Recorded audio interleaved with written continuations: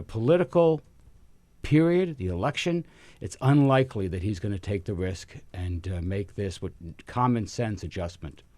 Well, not making the change means that these people actually believe that we could fire a nuclear weapon, right? Either, a long-range missile or just a tactical nuclear weapon, right? Yes. And not trigger an all-out nuclear war? Right. So there's two. They're nuts. Yeah, right? That's exactly right.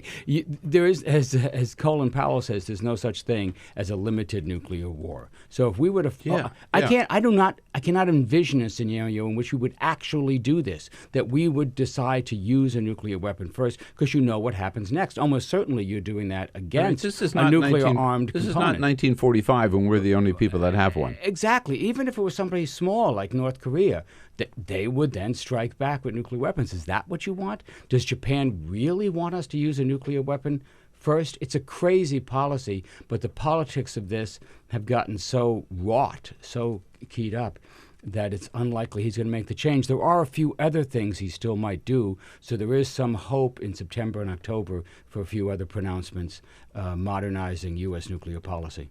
And this is the moment, right? I mean, if Barack Obama does not do it, it doesn't say that it'll never happen, but I mean, it seems all the planets are aligned for it to happen, like right now, with him in the White House and at the end of his term, right? Right. He could do this. Could he do it by executive order? Oh, absolutely. I mean, people don't realize how much power the President of the United States has over nuclear policy. This is one of the reasons people are afraid of a Donald Trump presidency, because the president can order a nuclear strike. 1, 10, 1,000, all by himself. No checks, no balances, no consultations. He can just give the order and it goes.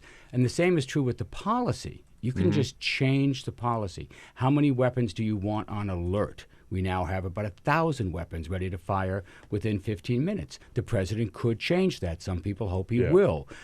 Do you have a need for a new cruise missile? The president decides that. 1,000 nuclear weapons. Ready to fire. We ought to be able to get by with that, don't you think? Ready to fire at any one time. I mean, how many do you need, right? And you fire 1,000, it's probably the last thing human civilization does.